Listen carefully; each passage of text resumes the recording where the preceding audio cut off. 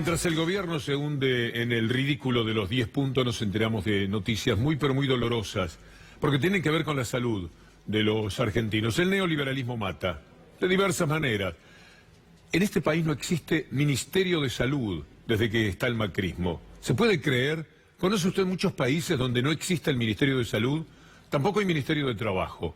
Así las cosas, se puede imaginar cuánto les importa la salud a quienes están al frente del gobierno. Mira esta noticia que tiene que ver con los tiempos de mayor pobreza, con el aumento de la misma. También crecen los casos de tuberculosis. Yo hacía tanto tiempo que no oía hablar de tuberculosis en los términos en los que otra vez volvemos a hablar. En los primeros 2 años del macrismo la tasa fue un 6% superior a la del 2015. Casi 700 casos hubo en el 2017. Y Macri hablaba tanto, pero tanto de salud. Claro, era una cuestión de campaña o de mentira desde el gobierno. He visto muchas preguntas alrededor del tema de salud. Y me alegro porque para mí y para nuestro gobierno ha sido una prioridad desde el día 1, ¿no? Salud gratuita de calidad para todos. Estamos en un proceso de mejora continua, de seguir mirando y trabajando para ver qué está pasando. Se ha hecho mucho. Trabajando juntos vamos a seguir mejorando. Creo que es central, porque el tema es central, es fundamental. Diría que es casi único en la vida de todas las personas, sean argentinos o habitantes de otras partes del mundo. Pero acá estamos para resolver el tema de los argentinos, y que es que estemos acá comprometidos finalmente y definitivamente a trabajar en serio para mejorar nuestro sistema de salud. Nuestro sistema de salud quitó el ministerio. Esto es lo que verdaderamente le importa. La distancia que hay del discurso al hecho es pavorosa. Hoy hablamos con el doctor Edgardo Nopov del Hospital Piñero, que conoce muy bien este tema, y mire lo que nos contó. Nunca se fue la tuberculosis, hasta hace 3 años venía en descenso, y desde hace un par de años está nuevamente. Este es el grave problema. Es una enfermedad que padecemos desde la antigüedad y que veníamos acotando, disminuyendo. Está muy referida a la pobreza y las condiciones de vida. Mirando las estadísticas de Nación, se ve un aumento de 6 puntos cada 100.000 habitantes, que es grave, porque lo grave de esto es, en el 2017 se murieron más de 700 personas por tuberculosis. Es una enfermedad por la cual no debería morirse nadie.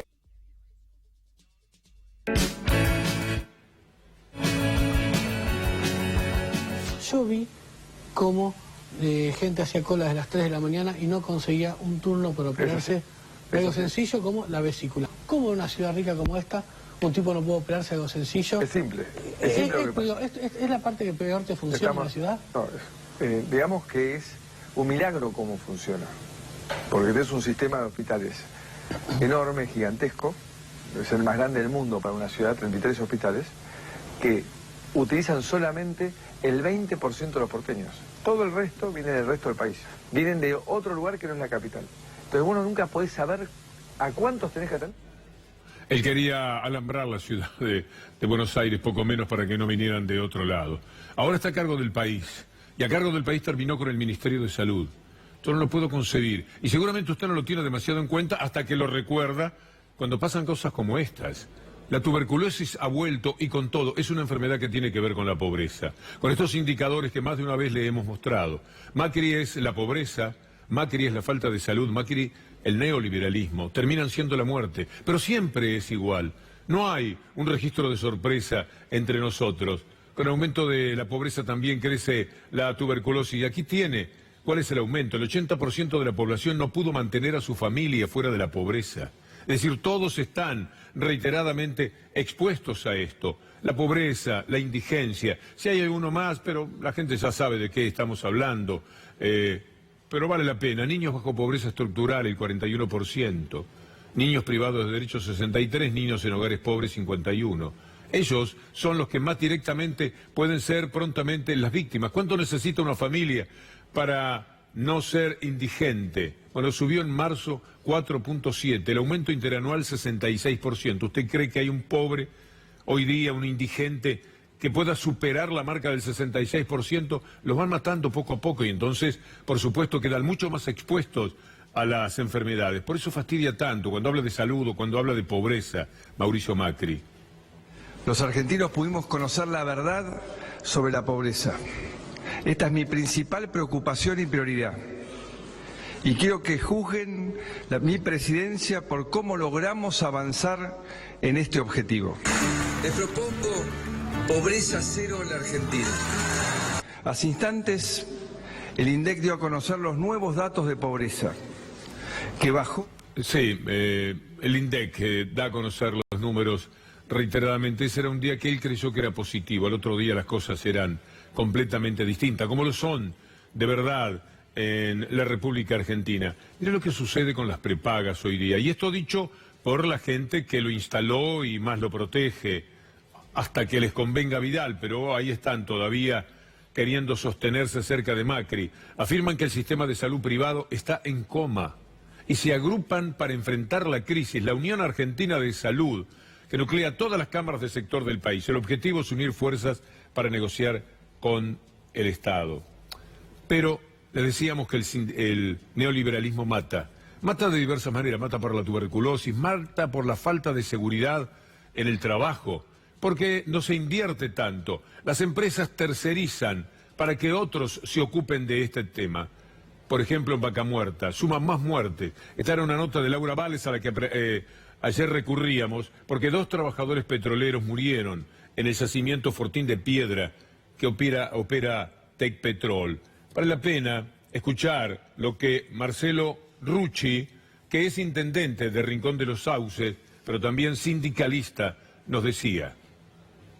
Es importante el desarrollo de la actividad de Vaca Muerta en nuestra provincia, pero es mucho más importante la vida de nuestros compañeros.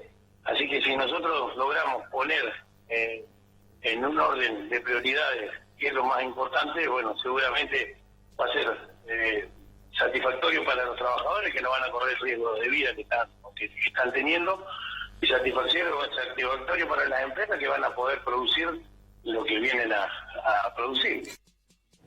Pero la realidad todavía es otra. Desde que se flexibilizó la actividad de los petroleros entre Macri y el tal Pereira, 8 muertes hubo. Mire lo que escribió la esposa de una de las víctimas. Esta es la carta de Sabrina Fagán. Sabrina Fagán es la esposa del trabajador Cristian Baeza, un hombre de 34 años con sus 2 hijos, en la flor de la vida. Él quiere agradecer las condolencias recibidas. Queremos aclarar que Cristian no era un muchacho que recién comenzaba. Cristian Baeza trabajaba en el rubro de hidrocarburos desde los 20 años. Fue operador de planta de gas durante años, profesional, prudente y buen compañero. Actuó como se lo capacitó, con compromiso y pensando en la seguridad como un todo, con un destino marcado que hizo que fuera víctima de la desidia de las empresas. Acá Techín terceriza, entonces PECOM es la que supuestamente se hace cargo. Mire la lista de muertos y de circunstancias desde que se tercerizó, desde que se flexibilizó la vida de los trabajadores. Ahí está, Vaca Muerta. Estos son los 8 obreros que murieron desde que Macri logró el convenio flexible. Por eso decimos que el neoliberalismo mata. Fue el 1 de febrero del 2017. Macri inauguró la nueva era de los convenios flexibles con Guillermo Pereira, jefe del sindicato de petroleros privados, y CEO. Los CEOs de las petroleras firmaron ese acuerdo. El 14 de febrero de 2018, César Po, de 46 años, murió por un golpe mientras comenzaba la perforación de un pozo. Son 8 en total los que fallecieron desde ese momento. El 21 de mayo de 2018, Julio César Sánchez murió aplastado por una roca en Rincón del Mangrullo, cerca de Cutralcó. Seguimos con el recuerdo de quienes murieron por esta flexibilización que se impuso en Vaca Muerta, en el mundo del petróleo. El 1 de noviembre del 2018, Mauricio Segura, de 35 años, se le cayó una válvula en la cabeza desde una altura de 11 metros. Trabajaba para la contratista, siempre trabajan para una contratista, siempre las circunstancias son esas. El neoliberalismo mata de esta manera, flexibiliza el trabajo, y todavía en uno de los puntos ridículos que presenta Macri para que la oposición diga algo, está, como siempre, la flexibilización laboral. Eso le llaman la adecuación a los tiempos modernos, flexibilizar, matar al trabajador. 18 de marzo de este año, Marcelino Ariel Sajama, de 41 años, falleció por una explosión en Rincón de los Sauces, de donde es intendente la persona a la que recién escuchábamos. El 5 de mayo del 2019, ahora, Cristian Nicolás Baeza y Maximiliano Francisco Sapia, de 25 años. Y por supuesto, como les decía, mire uno de los 10 puntos que presenta el gobierno neoliberal a consideración justamente de Cristina Kirchner. Esto, si no hubiera tanto dolor detrás, sería de risa. Es patético. Leyes laborales modernas piden. Flexibilización laboral, al estilo de la que tenemos en Vaca Muerta. Esto es lo inadmisible. Y hablando de los 10 puntos en cuestión, hasta Carlos Pañi tuvo que decirles esto. La verdad que son 10 puntos donde el gobierno hay que elogiarlo por su extraordinaria sinceridad. Es una propuesta de acuerdo de adhesión a ideas muy economicistas, muy promercado, muy ligadas, a ver, alguien podría decir, muy parecido a lo que sería el consenso de Washington. Fíjense que en esos 10 puntos, por ejemplo, no hay una sola vez mencionada la pobreza, que era un objetivo que se planteó Macri cuando llegó al gobierno, era eliminar la pobreza, eliminar el narcotráfico y el consenso en la unidad de los argentinos. Así están las cosas, que se los diga Pañi es especial y es una purísima verdad lo que ha manifestado. Los 10 puntos son una vergüenza. Tendría que estar abochornado el gobierno en vez de seguir, de insistir con lo que ha formulado primero a través de los medios, como siempre. Fueron los medios los que impulsaron esta idea. Pensaron que podían presionar a Massa, a Labaña, ni hablar Pichetto y Urtubey, que son dos inexistencias políticas, Urtubey a nivel nacional y Pichetto a nivel provincial o en el nivel que sea, que fueron los únicos que dijeron más o menos, sí, esto convendría estudiarlo, no sabían ni qué era, pero ellos están de rodillas ante el poder. Los otros políticos dijeron, no, esto es una trampa. ¿Cómo me venís a pedir a 5 meses, 6 meses de las elecciones que yo salga a firmar cualquier cosa para que vos digas esto es bueno para la Argentina? ¿Qué es bueno para la Argentina? Si no has hecho nada que le sirva al país y a sus habitantes. Y por supuesto le dieron la espalda, con toda la presión de Clarín y de Nación. Siempre Clarín y Nación. Yo le quiero mostrar algo de esta tarde. Cuando Vanessa Petrillo llamó para darnos la noticia de que Oscar Parrilli había sido sobreseído en el caso del encubrimiento de Pérez Corradi, me recorrió una vez más la enorme indignación que provoca la mafia dirigida por los Mañeto y por los Aguiar, de los cuales nos vamos a ocupar hoy especialmente. Sobreseyeron a Parrilli por el supuesto encubrimiento de Pérez Corradi. ¿Usted se acuerda de Pérez Corradi?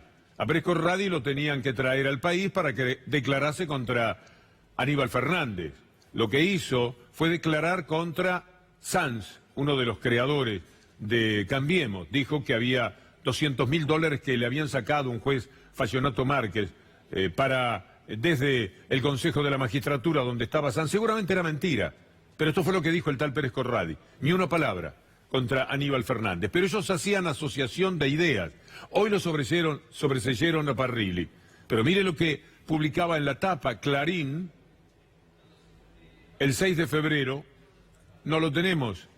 Está, Lo buscamos más adelante. Este es un tema de especial importancia. A veces la computadora tocamos y ese botón no nos responde. Porque es trascendente para el día de hoy cotejar esto, quitémoslo ya, sobreseyeron a Parrilli, estamos enterados de eso, pero busquemos lo que era el título del 6 de febrero del 2017. Uno de los títulos de tapa de Clarín. A ver, este es el título de tapa. Procesaron a Oscar Parrilli por encubrir a Ibar Pérez Corradi. Pero esta no es la tapa, era la tapa de ese día.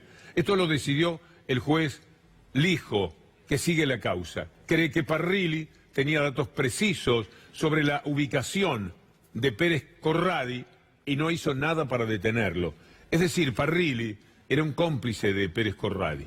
Parrilli vivía esos días abriendo el diario encontrándose con que él también era un delincuente, porque si encubre a Pérez Corradi, que estaba estigmatizado de las peores maneras posibles, como uno de los delincuentes más peligrosos y más buscados, y allí entonces un lector, un cómplice, es ya a esta altura de Clarín, veía la tapa y decía, qué barbaridad estos tipos, mirá vos, protegen a Pérez Corradi porque no quieren que venga a declarar contra Aníbal Fernández por el crimen, el triple crimen de la efedrina. Entonces juegan con la escasa información que tiene la gente, inoculan ese veneno, lo instalan y 2 años y pico después se sabe la verdad.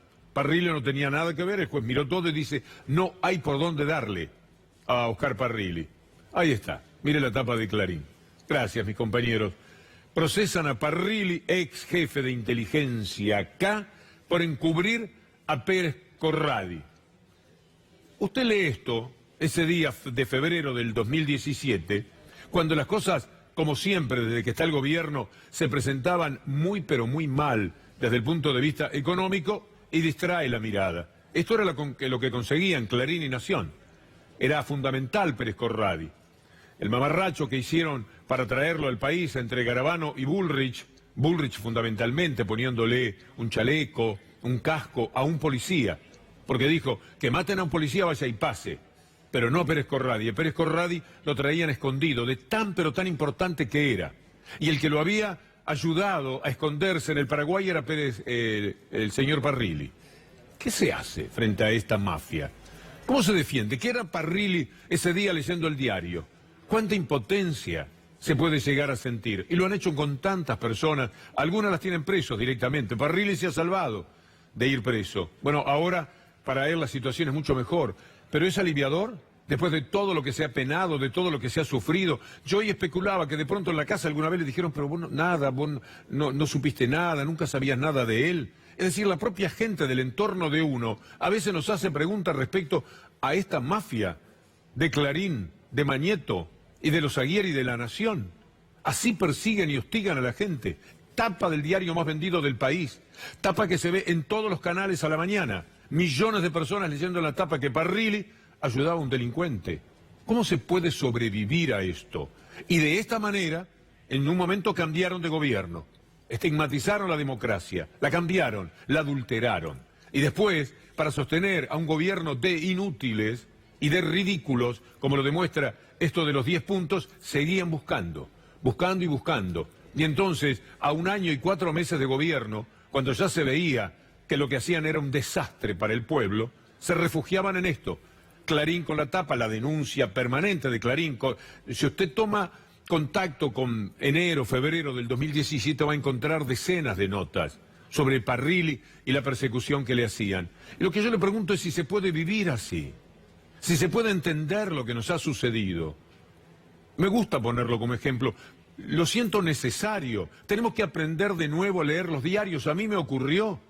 Hace 10, 11 años uno tenía sus discrepancias, incluso con La Nación, pero eran discrepancias, el periodismo tiene cosas que uno quiere retrucarle, pero nada que ver con esta basura que nos han entregado en los últimos 9 o 10 años por los intereses que tienen y que enseguida vamos a revisar hoy en el caso de La Nación, porque lo de Clarín usted lo harto conoce. Pero hablando de justicia, mire qué ocurrencia la de Garabano. Garabano dice que todo lo que ocurre con él, en los desastres que ha hecho en torno a Fariña, en torno a lo de la AMIA, etcétera, es porque se trata de un ataque kirchnerista. Garabano acusa a D'Alessio de funcionario K, de ser un kirchnerista, y denuncia Garabano una operación en su contra. Así que D'Alessio, un funcionario K. Se lo vamos a mostrar a Garabano para que no mienta tanto, para que un día tenga un poco de vergüenza, como se le pedía Graciana Peñafort en los tuits que le leíamos ayer. Garabano, mire, aquí está el kirchnerista D'Alessio junto a Stornelli, la estrella de Cambiemos en el nivel judicial, ¿verdad? Lo tenemos allí en Pinamar. ¿Está en la fotografía? Sí. Vamos con ella. Hoy he pedido muchos materiales y está la respuesta. Muchas gracias, Leandro, y a todo el equipo que está allí. A ver, la foto con... ¿Cuál foto primero? Ahí está. No, este es Stornelli por su cuenta. Sobre la injusticia mediática. Bueno, hablando de Stornelli, está bien, pónganlo. Stornelli, ¿qué tal? ¿Cómo le va? ¿Usted lo conocía, Marcelo D'Alessio? Lo conocí hace 3 o 4 meses. Me presentó el periodista Daniel Santoro, que me llamó y me dijo que quería presentar a una persona que tenía, que no sé si me dijo que trabajaba para la DEA o para alguna agencia de la Embajada de Estados Unidos. No sé si está la fotografía de Pinamar, pero la hemos visto hasta el cansancio. Ahí está, la veo y la mostramos entonces. Garabano, ahí está D'Alessio, el kirchnerista, con Stornelli. Estaban armando, al parecer, una extorsión a un ciudadano que era del palo de ellos. Ahora ya no. Echeves, por supuesto que no. Lo podemos mostrar al kirchnerista D'Alessio, como dice Garabano. ¿Con quién lo podemos mostrar ahora? ¿Con quién? Con Bullrich. Ahí está, en un operativo que justamente tenía que ver con Pérez Corradi. A ver si está la foto. Ahí está. Ahí lo tienen, al funcionario kirchnerista con Bullrich, siendo el consejero de cuando traían allá en febrero del 2017 a Pérez Corradi, cuando procesaban a Parrilli. Ahí está. ¿Cómo más se lo podemos mostrar a Garabano, al kirchnerista, como él dice D'Alessio? ¿Le parece bien con Oliveto, con la diputada de la coalición cívica de Cambiemos? Sería interesante. Escuchémosla. Te pregunto directamente sí, porque no yo tuve... lo conozco a D'Alessio. Mirá, a mí hace cosa de 1 año y medio me lo presentó Daniel Santoro. Me habré reunido con él 3 o 4 veces en mi despacho. Él me llamó el viernes pasado, el viernes ese que salió la nota del cohete en la luna. Sí, de Horacio Barbisky, sí. Sí, ahí me llamó, estaba muy nervioso. También se habla de muchas conversaciones de Lilita con... Eso no es verdad, Lilita no tiene teléfono. ¿No tiene teléfono? No, por lo tanto no puede tener comunicaciones con esta persona. ¿Pensará Garabano que la gente que lo sigue aún es tan tonta, tan torpe, que se la puede engañar tan fácilmente? A los demás ya se sabe que no. Pero a su propia gente, ¿cómo se anima? Así que todo lo que le pasa, y le pasan cosas muy serias, como echar a un juez como Rosansky, como ayudar a declarar a Fariña y darle la buena vida diciéndole, vos sabés lo que tenés que declarar, se sabe exactamente qué era. El hombre que encubrió, ayudó a encubrir el atentado contra la AMIA. Es decir, cuando se hacía el juicio por encubrimiento fue y cubrió todas las espaldas de los fiscales que estaban denunciados. Veamos, para mostrarle a Garabano, a D'Alessio con quién podría ser ahora. Con Carrió y Oliveto ya lo vimos. Miren, con Clarín, ahí lo tenemos en Clarín. Mañeto, que es tan sonso, lo contrataba al abogado especialista que ponía 20 notas en menos de un año en Clarín. Después, claro, decían, Netflix no lo podría hacer tan bien, y era un abogado trucho. Pero Clarín lo presentaba como un prohombre, a este kirchnerista, como le dice Garabano. ¡Qué desvergüenza! La misma que tuvo cuando, después que ya se sabía que había alentado a Fariña y que lo había recibido en su propio despacho para arreglar cómo iba a declarar Fariña contra Cristina Fernández de Kirchner, lo negaba. Los colegas de ADN, que tenían la información, que tenían el adelanto, fueron a buscarlo. Y él, que no sabía cómo venía la mano, desmentía todo, como hace ahora con esta ridiculez que dice de D'Alessio kirchnerista. Ministro Germán Garabano, una sola consultita con respecto al caso Fariña. La abogada en su momento Robles dijo de que usted se reunió. ¿Por qué? ¿Por qué es poco serio? Poco serio. ¿Va a aportar algún tipo de información con respecto a lo que... Poco serio. ¿Por qué es poco serio, ministro? Muy poco serio, porque no es cierto nada. ¿Nada es cierto? ¿Pero va a aportar pruebas o va a ser como Stornelli? ¿Va a aportar las pruebas o va a ser como Stornelli? No, no tengo... ¿No se va a presentar a la justicia? A disposición de la justicia. ¿Se va a presentar? No fue nunca convocado. Bueno, ahí estaba el ministro Germán Garabano. Ahora escuche a este integrante de una verdadera banda que está a cargo de nosotros decir que D'Alessio acá, porque por ahí usted dice, están jugando, el tipo no lo puede haber dicho. Si todos sabemos lo que ha pasado en torno a D'Alessio hace ya 2 meses, ¿cómo se anima a eso? Bueno, porque va a los medios cómplices, mafiosos, y lo dice, y por ahí la gente que está mirando a ellos no tiene constancia de otros comentarios que se hagan sobre esto. Escúchele un momentito nada más a Gravano. Lo llamativo también de esta operación, como ahora aparece esta otra abogada que habría editado, es que es toda gente del entorno del gobierno anterior, es decir, eran todos funcionarios kirchneristas, D'Alessio era funcionario kirchnerista, es decir, es toda gente que funcionaba en cargos públicos durante el gobierno anterior.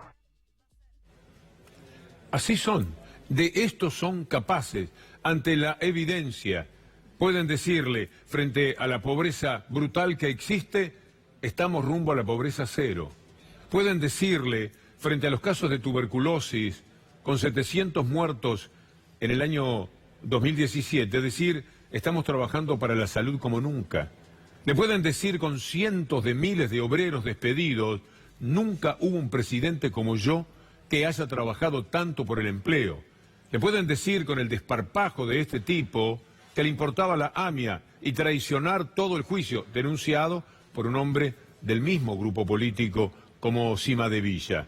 Le pueden decir, frente a todo lo que se sabe de D'Alessio y la banda infame que armó con Stornelli, con Carrió, con Oliveto, hay un fiscal, además, ya procesado, pueden decirle que no, que era del bando contrario, y que entonces armó toda esta historia para comprometerlo a él, a Gravano, y que cuando él llamó a Rosansky, después de prometerle a Fariña que lo iba a echar a Rosansky, y cuando lo llama a su despacho para echarlo a Rosansky, también era una maniobra de la que acaso participaba Fariña, que en cualquier momento, si les conviene, también se vuelve kirchnerista. Es gente que no tiene ningún tipo de pudor para la mentira.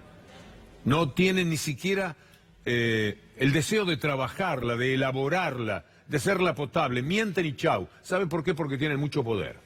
Es una demostración de poder como yo no vi en mi vida. ¿Y de dónde viene ese poder? De los medios de comunicación. ¿Y por qué se los dan?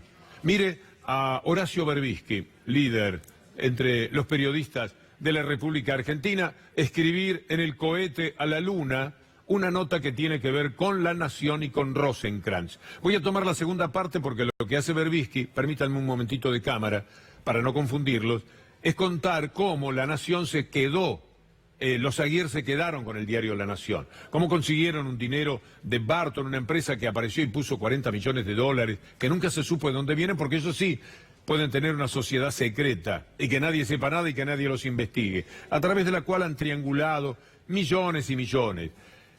Ahora sí, juez y parte, porque va a hablar de Rosenkrantz, en realidad, Horacio Berbisky.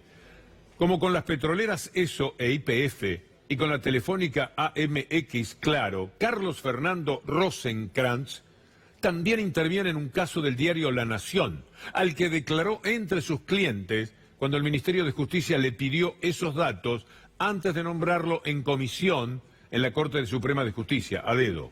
Esto es causal de juicio político por mal desempeño, según afirma en forma explícita el Código Procesal Civil y Comercial de la Nación, y una falta ética que contradice su discurso público, ese que alguna vez le escuchamos en medio de ciertos asombros.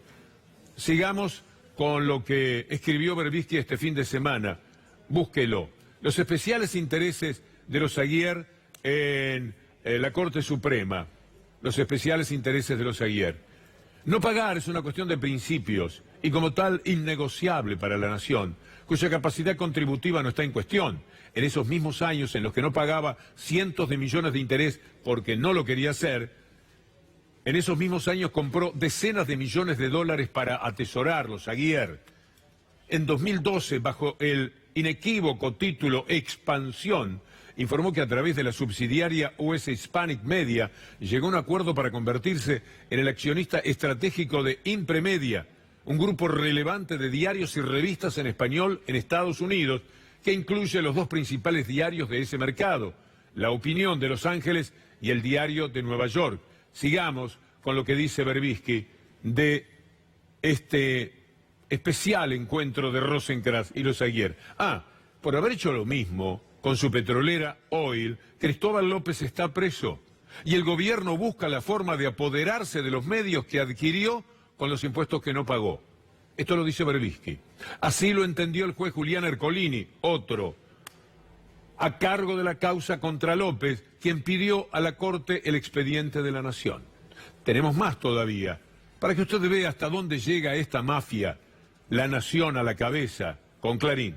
La Nación pretendió continuar gozando de la prerrogativa de no pagar, pero el 16 de abril del 2018, el juez de primera instancia y el 23 de octubre, la Sala 3 de la Cámara de Apelaciones, rechazaron esa pretensión. ¿Y cómo va terminando la historia? Ahí le contamos, en el caso de La Nación, el mismo 10 de noviembre de 2018, la mesa de entradas detectó la queja recién presentada y no la envió a la Secretaría número 1, donde se hace la primera clasificación. La mandó directamente a la número 7, de Impuestos, Bancos y Aduana.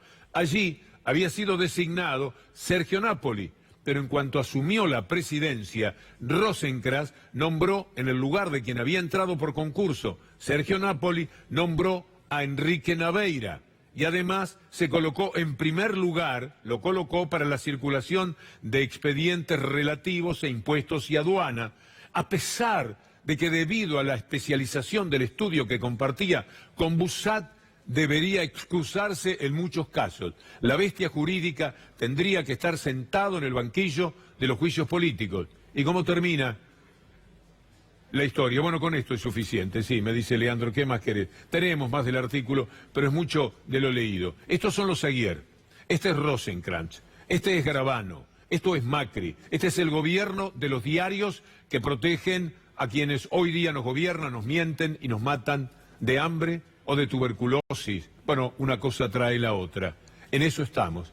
Por eso hoy el recuerdo de Evita puede ser algo precioso a los oídos de millones de argentinos.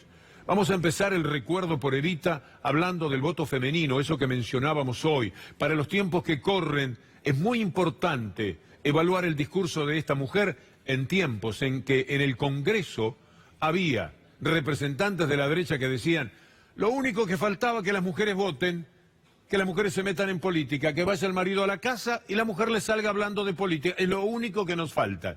Y ella decía esto. La mujer debe afirmar su acción. La mujer debe optar. La mujer, resorte moral de un hogar, debe ocupar su quicio en el complejo engranaje social de un pueblo. Nos pide una necesidad nueva de organizarse en grupos más extendidos y remozados. Lo exige en suma la transformación del concepto de la mujer, que ha ido aumentando sacrificadamente el número de sus deberes sin pedir el más mínimo de sus derechos.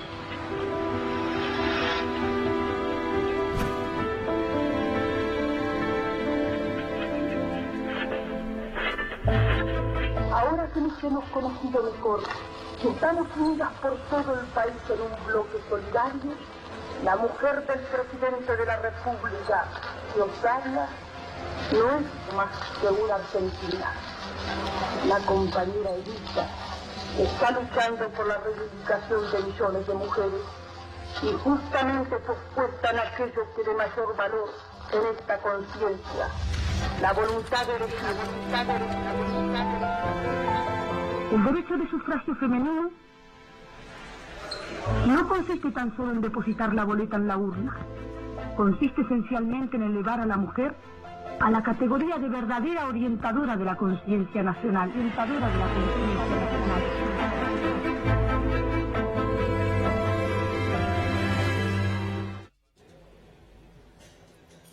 Para esta época es fuerte este recuerdo. Y fue ayer nomás, ¿eh? Fue ayer nomás, un poquito antes de 1950. Es increíble. Sirve también para reflexionar cuántos pasos se han dado y quiénes intervinieron para que se den esos pasos. Las grandes luchadoras de la primera mitad del siglo, de las cuales Evita tomó la posta y luchó por el voto femenino. Será por eso que 100 mujeres ayer, un comando Evita, así se llama, un saludo para el cadete que sé que estaba en esto, 100 mujeres vestidas de Evita fueron desde el obelisco hasta el Ministerio de Bienestar Social. Les apagaron la luz otra vez, como en tribunales el otro día en la marcha de Ramos Padilla. Pero allí estaban ellas, pugnando con el pañuelo de las madres de Plaza de Mayo o con la música de los dinosaurios de Charly García, o recreando una votación en la cual Evita depositó en una urna especialmente para la ocasión una carta destinada a Cristina, que esperan poder entregarle lo más pronto posible. Acompañaron la movida miles y miles de personas. Mire qué maravilla de acto, pensando en Evita. Insisto en agradecerle a Pedro Rosenblatt, nuestro amigo, el cadete, el material que ahora tenemos. Nos parece precioso.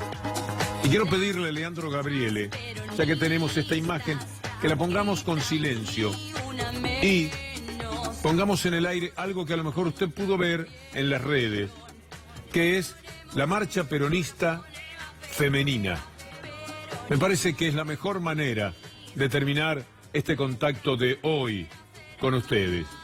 Desde el comienzo, la marcha peronista, que a lo mejor si no la escuchó le va a despertar una gran emoción y por otra parte una sonrisa. La marcha peronista femenina, en el día en que se cumplen 100 años del nacimiento de Evita. Esta movida se llamó Evita Macri. Evita a Macri.